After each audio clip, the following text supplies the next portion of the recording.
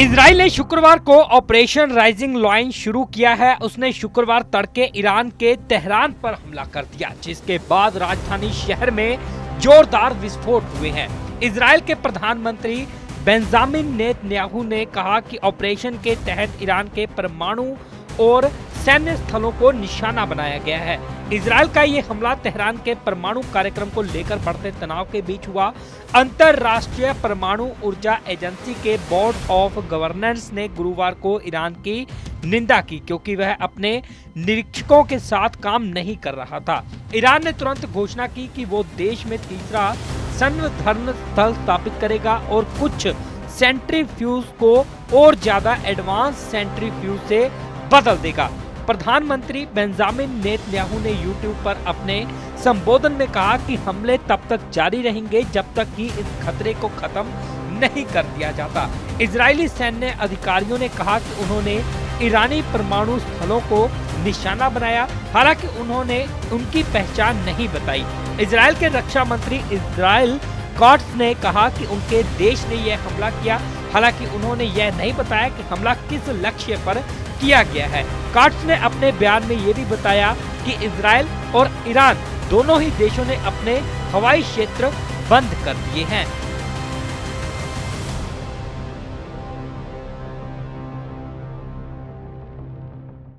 Moments ago, Israel launched Operation Rising Lion, a targeted military operation to roll back the Iranian threat to Israel's very survival. This operation will continue for as many days as it takes to remove this threat. For decades, the tyrants of Tehran have brazenly, openly called for Israel's destruction. They've backed up their genocidal rhetoric with a program to develop nuclear weapons. In recent years, Iran has produced enough highly enriched uranium for 9 atom bombs. 9. In recent months, Iran has taken steps that it has never taken before, steps to weaponize this enriched uranium. And if not stopped, Iran could produce a nuclear weapon in a very short time. It could be a year, it could be within a few months, less than a year. This is a clear and present danger to Israel's very survival. 80 years ago, the Jewish people were the victims of a Holocaust perpetrated by the Nazi regime. Today, the Jewish state refuses to be a victim of a nuclear Holocaust perpetrated by the Iranian regime. Now, as Prime Minister, I've made it clear time and again, Israel will never allow those who call for our annihilation to develop the means to achieve that goal. Tonight, Israel backs those words with action. We struck at the heart of Iran's nuclear enrichment program. We struck at the heart of Iran's nuclear weaponization program. We targeted Iran's main enrichment facility in Natanz. We targeted Iran's leading nuclear scientists working on the Iranian bomb. We also struck at the heart of Iran's ballistic missile program. Last year, Iran fired 300 ballistic missiles at Israel. Each of these missiles carries a ton of explosives and threatens the lives of hundreds of people. Soon, those missiles could carry a nuclear payload, threatening the lives not of hundreds, but of millions. Iran is gearing up to produce 10,000 of those ballistic missiles within 3 years. Now just imagine 10,000 tons of TNT landing on a country the size of New Jersey. This is an intolerable threat. It too must be stopped. Iran is now working on what it calls the new plan to destroy Israel. You see, the old plan failed. Iran and its proxies tried to encircle Israel with a ring of fire and to attack us with the horrible attack of October 7th. But the people of Israel, the soldiers of Israel, rose like lions to defend our country. We crushed Hamas, we devastated Hezbollah, we hit Iranian proxies in Syria and Yemen. And when Iran directly attacked us twice last year, we struck back inside Iran itself. Yet in defending ourselves, we also defend others. We defend our Arab neighbors. They too have suffered from Iran's campaign of chaos and carnage. Our actions against Iran's proxy Hezbollah led to the establishment of a new government in Lebanon and the collapse of Assad's murderous regime in Syria.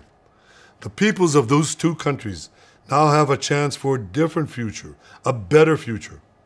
So too do the brave people of Iran, and I have a message for them. Our fight is not with you. Our fight is with the brutal dictatorship that has oppressed you for 46 years. I believe that the day of your liberation is near. And when that happens, the great friendship between our two ancient peoples will flourish once again.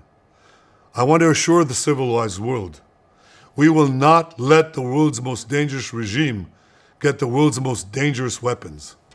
And Iran plans to give those weapons, nuclear weapons, to its terrorist proxies. That would make the nightmare of nuclear terrorism all too real. The increasing range of Iran's ballistic missiles would bring that nuclear nightmare to the cities of Europe and eventually to America. Remember, Iran calls Israel the small Satan. It calls America the great Satan. And this is why for decades, it's led millions in the chants of death to Israel and death to America. Today, Israel is responding to those genocidal calls with action and with a call of our own. Long live Israel and long live America. Our action will help make the world a much safer place. I want to thank President Trump for his leadership in confronting Iran's nuclear weapons program. He has made clear time and again that Iran cannot have a nuclear enrichment program. Today, it is clear that Iran is just buying for time. It refuses to agree to this basic requirement of peaceful nations. That is why we have no choice but to act, and act now. The hardest decision any leader has to make is to thwart a danger before it is fully materialized. Nearly a century ago, facing the Nazis, a generation of leaders failed to act in time. They were paralyzed by the horrors of World War I. They were determined to avoid war at all costs, and they got the worst war ever. They adopted a policy of appeasement. They closed their eyes and ears to all the warning signs. That failure to act resulted in World War II, the deadliest war in history. It claimed the lives of 60 million, including 6 million Jews, a third of my people. After that war, the Jewish people and the Jewish state vowed, never again. Well, never again is now. Today, Israel has shown that we have learned the lessons of history. When enemies vow to destroy you, believe them. When enemies build weapons of mass death, stop them. As the Bible teaches us, when someone comes to kill you, rise and act first. This is exactly what Israel has done today. We have risen like lions to defend ourselves. Over 3,000 years ago, Moses gave the people of Israel a message that has steeled their resolve ever since. Be strong and courageous, he said. Today, our strong and courageous soldiers and people stand together to defend ourselves against those who seek our destruction. And by defending ourselves, we defend many others, and we roll back a murderous tyranny. Generations from now, history will record that our generation stood its ground, acted in time, and secured our common future. May God bless Israel. May God bless the forces of civilization everywhere.